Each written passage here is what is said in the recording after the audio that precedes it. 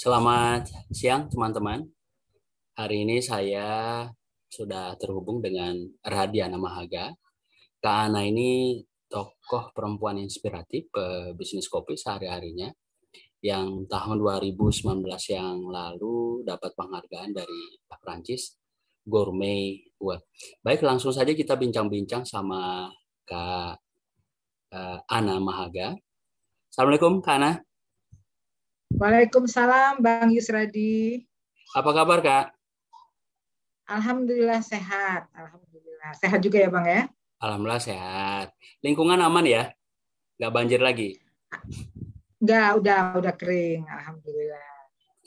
Baik, Kak Ana, seperti saya sampaikan di awal bahwa kita coba bincang-bincang sama Kak Ana nih tentang perjalanan bisnis kopinya sampai dapat penghargaan dari Prancis. Bisa diceritakan Kak Ana sejarah sampai terjun ke bisnis kopi ini seperti apa?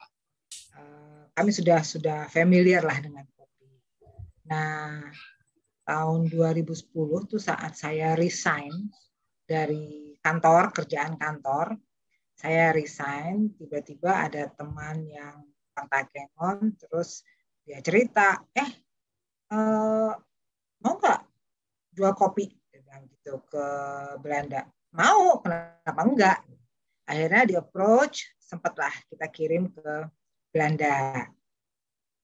Nah, kemudian saya nggak mau tidak mau langsung terjun dengan para ahli kopi kan di Takengon, Gayo Kappersteams dan sebagainya.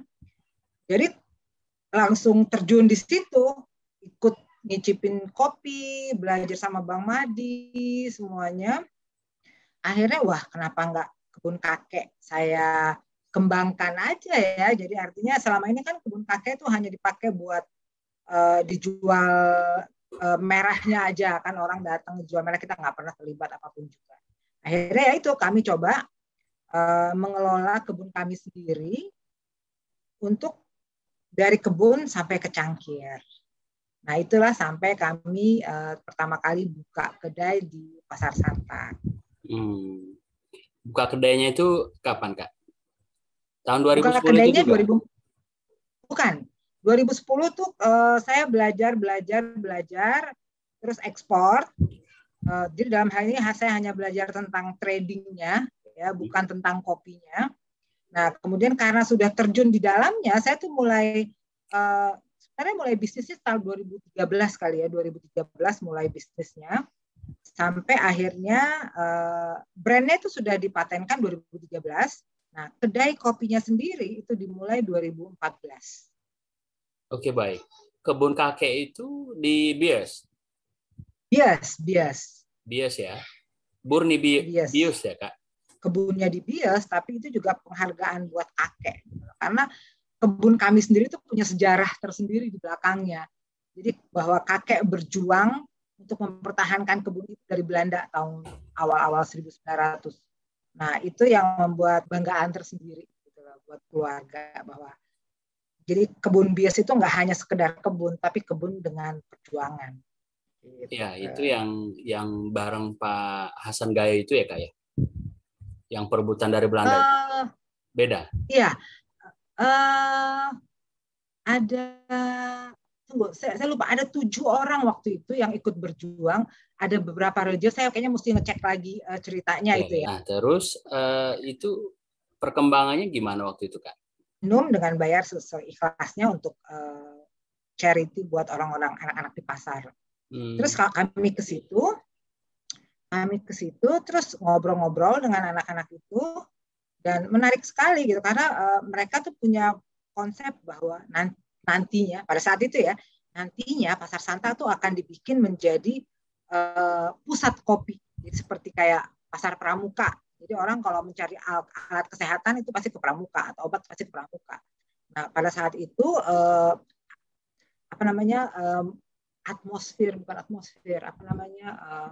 spiritnya lah, anak-anak itu pengen Santa menjadi pusat kopi. Jadi kalau orang mau nyari kopi ke Santa. Wah, saya langsung tertarik untuk menjadi bagian dari itu kan, kenapa tidak gitu loh. Yeah. Terus ya dengan idealisme lah pada saat itu. Ya udah kita buka lah. Kita buka langsung ternyata sewa kiosnya juga nggak mahal-mahal amat. Jadi kenapa tidak? Udah kita ambil beberapa kios, terus kita buka, rupanya booming pada saat itu pasar Santa. Gitu. Jadi ya kita menjadi bagian dari pasar Santa sampai sekarang. Sampai sekarang ya. Sampai Dan sekarang. 11 tahun ya, Kak? Enggak Bang. Itu baru 2014. Jadi Oh 7 iya. tahun ya. 7 tahun. Ya. Belum 7 tahun sih, 6,5 tahun Tadi lagi. belajarnya 2010 ya? Ya, mulai tertarik Ya, mulainya. dengan kopi itu 2010. Ya. Kemudian setelah pasar Santa itu sempat ke Cikini juga? Dari udah berbagai macam. Dari habis pasar Santa kita buka di Plaza Festival Kuningan, ya. Tapi itu cuma setahun lah. Dari Plaza Festival Kuningan kita buka lagi di Terminal 3 Ultimate Soekarno Hatta, ya. Terus itu juga nggak sampai setahun. Kemudian kita baru buka di Cikini setelah itu. Nah, Cikini juga tampaknya pandemi kemarin ya kita harus close down. Terus akhirnya kita buka lagi di Bintaro, Marchand Bintaro. Berarti di Cikini tutup dan 3 ya. Nah jadi selama 7 tahun ini nih Kak, kira-kira jatuh bangunnya gimana nih menjalani bisnis perkopian ini, apalagi pandemi ini Kak? Berat, tapi kita nggak mau nyerah lah istilahnya. Karena kan kopi pada saat saya buka di pikir networking gitu untuk bisa paling tidak bertahan lah, gitu, untuk tetap hadir di industri kopi ini. Terus menghadapi persaingan yang sedemikian ketat, kompetitor yang makin banyak, ini Kak Ana gimana nih menyikapinya? Ya pertama kita harus mau mempertahankan kualitas, itu tuh udah pasti. Ya kadang sekarang banyak orang tuh masuk ke dunia kopi, mereka tuh ikut-ikutan. Jadi tapi mereka nggak tahu kopi itu apa, bagaimana gitu. Yang jelas mereka punya duit, mereka bisa beli mesin bagus, mereka hanya ngambil kopi dari sana dari sini, tapi tanpa memahami knowledge-nya itu nggak cukup tentang apa itu kopi. Satu, tentang produknya mereka tidak cukup knowledge. Terus yang kedua mungkin marketingnya kali ya yang Jadi ya dua itu yang kita harus kuatkan. Selain kalau masa pandemi gini, selain kita untuk offline, ya, jadi kan yang 3 store tadi itu kan untuk offline ya, kita juga harus tingkatkan yang online mau tidak mau. Gitu. Ya. Secara keseluruhan tim berapa orang Kak? Di 3. Ada 6 orang cuman. 6 ya? Saat ini. 6 ya. Dan pandemi ini tentu lebih banyak online ya Kak ya?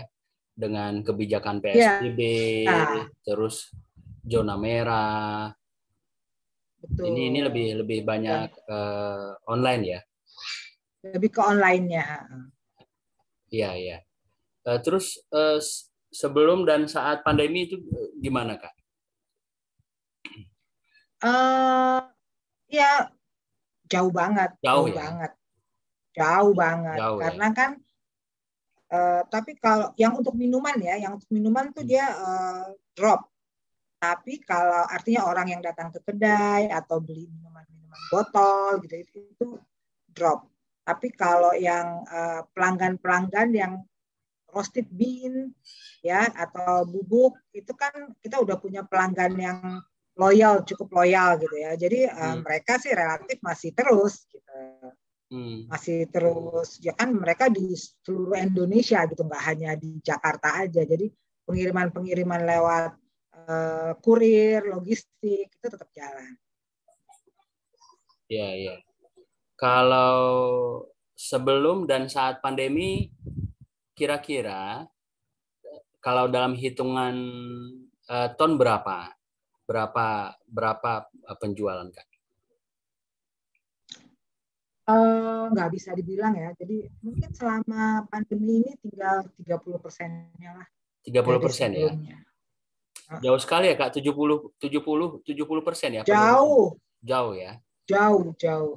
Dan nggak cuman bias, tapi pelaku kopi juga yang lain juga mengalami hal yang sama tentu. Termasuk Iya, bisnis-bisnis betul. yang lain. Betul, Nah, betul, betul. jadi menyikapi kondisi pandemi ini, yang kakak lakukan apa nih Kak supaya bisa bertahan, ya syukur-syukur bisa naik pelan-pelan. Eh, Sekarang ini, jadi kita mencoba diversifikasi produk, ya. Kan sekarang jadi nggak hanya cuman kopi aja, tapi ada produk-produk frozen food itu kita Hmm. coba tingkatkan di situ karena kan sekarang banyak ibu-ibu yang ngurusin anaknya sekolah dari rumah gitu kan kadang-kadang mereka pecah kepala juga kan ngurusin rumah tangga, ngurusin makanan, ngurusin sekolah anaknya. Iya, iya. Nah di situ banyak dari teman-teman yang bikin dong frozen food. Akhirnya kami terlibat di situ, terus jadi nolong mereka juga. Nah income baru juga buat kita gitu loh. Jadi uh, ya kita supply makanan-makanan buat makanan sehari-hari ibu-ibu rumah tangga yang pusingan karena anaknya sekolah dari rumah. Iya, iya, iya. Nah, kemudian tahun 2019 lalu, ini kan Kak Ana sempat dapat penghargaan nih, Gourmet Iya Award betul. dari pemerintah Prancis. Nah, ini kan Bu, luar biasa nih Kak. bukan pemerintah itu, maaf sedikit, itu bukan pemerintah Ya. yang Jadi itu gimana ceritanya? Coba gimana Kak ya, ceritanya? ya jadi si AFPA namanya, aduh itu ada panjangannya tuh bahasa Perancis, aku juga nggak bisa sebutin. Nah AFPA itu mereka tuh mengapresiasi produk-produk dari negara-negara produsen, bisa kopi, bisa coklat gitu ya, tapi yang di roast di negara asal. Jadi mereka sebut gourmet coffee locally roasted. Ya, jadi yang di roasting di negara asal. Selama ini kan kita hanya mengekspor gitu kan kopi green bean ya dalam bentuk komoditi. Nah, bagusnya AFPA ini dia tidak hanya sekedar mengambil green bean, tapi dia melihat memasukkan juga kemampuan roasting dari pemain lokal gitu loh. Jadi, nah itu yang diadu. Kalau misalkan kayak Specialty Coffee Association ya, itu kan mereka green bean dari seluruh dunia, gitu kan? Kualitas green bean-nya. Tapi kalau si AFPA ini nggak hanya kualitas green bean-nya, tapi juga kualitas roastingannya, gitu. Nah itu merupakan nilai tambah buat kita. Jadi kita nggak hanya sekedar dilihat sebuah negara pertanian, penghasil pertanian, bahan mentah, tapi juga roasted bean yang punya nilai tambah. Dan kami mendapatkan award di situ. Itu bulan berapa Kak? Di mana waktu itu roastingnya? Oktober 2019. Itu Oktober 2019. Jadi itu kan mereka ngumpulin dari seluruh dunia, dari berbagai macam petani di seluruh dunia gitu. Ada yang dari Brazil, Vietnam, semua orang kirim. Nah, saya juga ikut mengirimkan sampel itu dan masuk dalam kategori untuk mendapatkan penghargaan. Iya, gitu. Ya. Total peserta, Kak Ana masih ingat total peserta berapa dari seluruh dunia itu? Aduh, saya lupa ya 500 kali ya, banyak kok.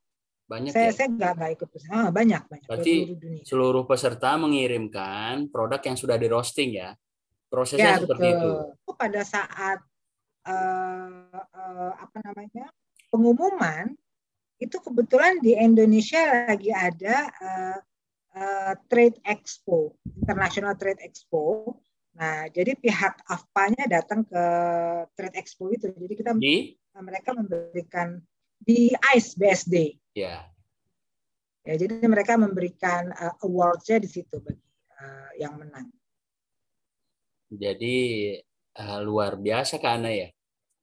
Dari seluruh dunia 500-an bahkan lebih ya. Lebih 500. Ya, lebih mungkin. Dan terpilih dan finally dapat penghargaan Gourmet Award tadi ya. Betul, alhamdulillah.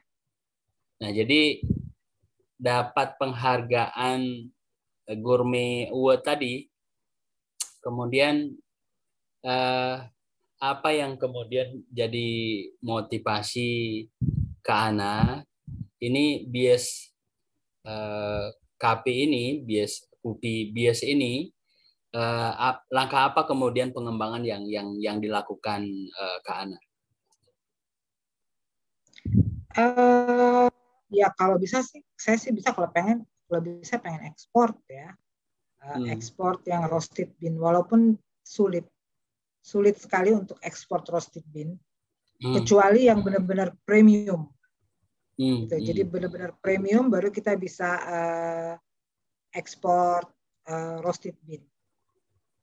Gitu. Jadi kalau green bean semua negara bisa, tapi kalau roasted bean itu benar-benar butuh komitmen yang tinggi. Gitu. Jadi dari sisi kualitas dan kuantitas. Ya. Dan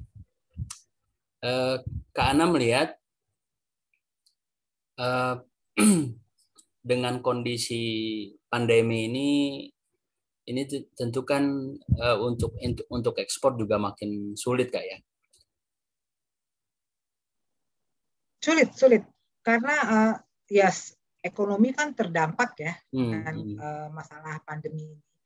Satu, secara fisik juga lockdown itu. Jadi itu membuat ekspor juga sulit.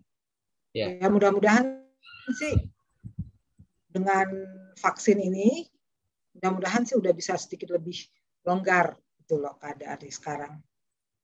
Ya. Ya harapannya begitu ya. Jadi trennya menurun, kemudian ekonominya bisa bangkit, nah dan pelan-pelan bisa normal ya. Itu harapan kita semua ya Kak Ana. Nah jadi kan ini luar biasa ya karena dapat penghargaan Gourmet Award tadi. Nah ini mudah-mudahan bisa jadi motivasi buat pebisnis kopi di Indonesia secara keseluruhan, terutama orang Gayo sendiri, baik di Jabodetabek maupun di Gayo. Nah, harapan Kak Ana ke pemerintah daerah di Gayo itu apa Kak? Begini Bang, produk kopi Gayo itu bagus banget. Bagus banget. Ya. Cuman tidak semua nggak tahu ya sekarang ya. Saya tuh terakhir ke Gayo yang hubungan sama kopi mungkin sekitar 3-4 tahun yang lalu ya. Sekarang saya nggak tahu perkembangannya seperti apa.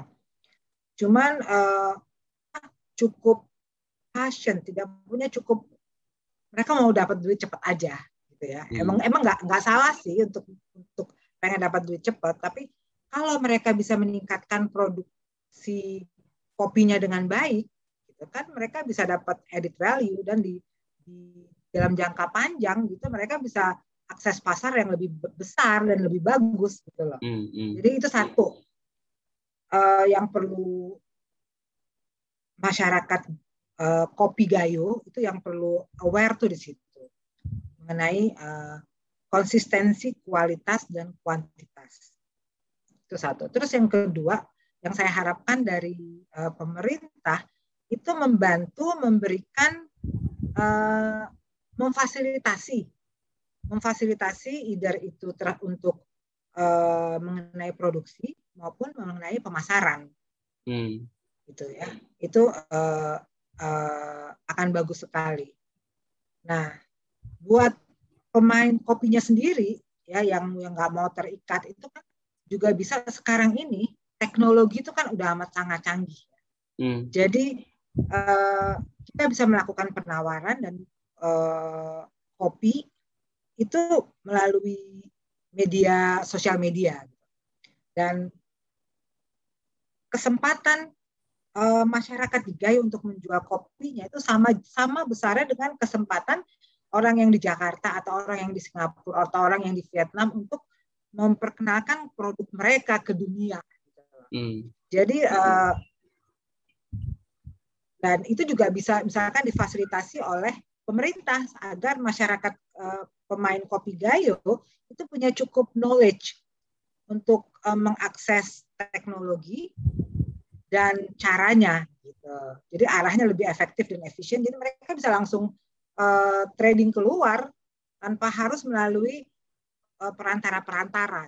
Sekarang kedai-kedai kopi bagus di luar itu kadang-kadang mereka nggak perlu yang bulk. Kalau zaman dulu kan orang harus jual pengepul dari pengepul ke ini gitu kan. Rantainya kan panjang. Nah sekarang kalau mereka bisa bikin produksi bagus, rantai itu bisa dipersempit gitu. Dengan teknologi rantai itu bisa dipersempit. Mungkin mereka cuma cukup 1 atau 2 rantai udah langsung ke end user atau bisa langsung ketemu gitu. Jadi misalkan roastery di luar sama kedai kopi di Takengon sama petani kopi di Takengon itu bisa langsung ketemu gitu tanpa harus melalui tangan panjang. Jadi kan efisiensi dan efektif dan efisien dari sisi harga, si petani bisa dapat harga bagus, si pembeli juga bisa dapat harga bagus. Gitu. Itu yang menurut saya dioptimalkan itu akan jauh lebih bagus. Ya. Apalagi balik ke kondisi pandemi begini Kak ya. Jadi memang mesti beradaptasi dan memanfaatkan teknologi ini untuk bisa bertahan dan lebih ya. Terutama anak-anak mudanya. Untuk anak muda Kak, Ana ada pesan khusus nggak? Milenial, generasi Z-nya, ini kan kecenderungan anak-anak muda berbisnis kopi juga makin meningkat ya. Ya, kalau saya sempat ketemu ya beberapa anak muda di Payatumbi pada saat itu, mereka bagus, artinya pemikirannya tuh udah luas. Jadi buat saya nggak kalah anak-anak itu dengan anak-anak di Jakarta sini, cara berpikirnya nggak kalah. Gitu. Nah itu yang perlu ditangkap oleh pemerintah daerah, gitu loh. Jadi supaya bisa bersinergi antara anak-anak muda yang berpikir ke depan sama fasilitasi dari pemerintah itu bisa bagus gitu loh ke depannya. Kan dan itu anak-anak itu sekarang mereka harus fokus dulu terhadap kualitas. Gitu. Jadi jangan hanya sekedar ikut-ikutan mentang-mentang kopi ini lagi booming, wah kopi, semua kopi, tanpa mereka paham dulu apa sih ini kopi gitu, apa yang diminta oleh pasar ini, yang diminta pasar ini gitu. Mereka nggak tahu, pokoknya asal kopi aja udah gitu. Itu nggak akan lama. Bisnis seperti itu mereka nggak akan lama. Jadi cukupilah. Dan sekarang kan ada itu Gayo Kapersteam, Bang Mahdi, mereka tuh kan juga kualitasnya sih nggak kaleng-kaleng gitu loh buat aku, kualitas mereka itu. Jadi bikinlah pelatihan-pelatihan buat anak-anak muda itu. Ya walaupun Bang Mahdi juga bikin, tapi maksud saya di pemerintah juga memfasilitasi juga, jadi supaya bisa lebih masif gitu loh. Jadi secara skala dia besar. Kita jangan kalah dengan Vietnam gitu. Vietnam itu negaranya cuma segitu, cuman produktivitasnya gede sekali. Kita tuh cuma sekitar 600-700 kilo per hektar, 800 kilo per hektar tuh udah bagus. Vietnam itu bisa 1,5 ton per hektar gitu loh. Jadi banyak sekali yang bisa kita tingkatkan gitu loh untuk industri kopi di Takengon, baik dari sisi pertanian processing, sampai ke marketing, dan sampai ke hilir, yaitu produk-produk kopi jadinya gitu. Banyak sekali yang bisa kita tingkatkan buat masyarakat Gayo, dan itu bisa punya dampak ekonomi yang bagus gitu loh buat masyarakat Gayo. Gitu. Hal lain Kak yang prinsip? Hal lain yang prinsip, apalagi khususnya untuk pandemi ini, itu adalah resilient. Resilient tuh apa ya istilah bahasa Indonesianya? Nggak mudah patah semangat gitu loh. Ya, ya. Jadi diterjang badai gitu, bertahan terus gitu loh. Itu resilient, itu tuh yang amat sangat dibutuhkan, apalagi di saat-saat pandemi kayak gini. Banyak anak muda yang kehajar masalah dikit, udah capek bosan gitu lah, kita ganti. Nah itu yang membuat dia nggak akan belajar, nggak akan besar gitu. Tapi resilient untuk saat-saat seperti ini tuh amat sangat penting. Ya. Baik, Kana, terima kasih atas waktunya dan sharing pengalamannya yang luar biasa.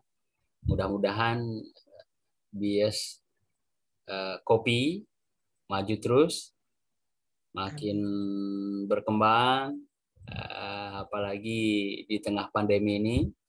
Dan harapannya cerita Kak Ana ini bisa menginspirasi banyak orang Indonesia, apalagi orang Gayo yang memang sebagai sumber kopi dunia. Amin. Semoga saya sih pengen sekali dan berharap sekali masyarakat Gayo itu bisa independen gitu loh, maju sejajar dengan masyarakat dunia lain.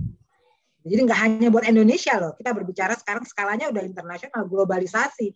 Kita jangan hanya berpikir untuk maju di Indonesia, tapi di dunia. Ya, karena kopinya dunia, mesti go dunia juga ya Kak? Internasional, ya. Globally ya? Global. Ya. Baik, karena mudah-mudahan semuanya lancar. Dan di lain sesi kita sambung lagi nanti, seperti harapan kita bersama, mudah-mudahan kita sehat walafiat, khusus untuk bias kopi terus maju dan sukses. Amin. Terima kasih Mbak Yusradi atas kesempatannya. Ya, baik. Terima kasih Kak Ana. Assalamualaikum. Waalaikumsalam.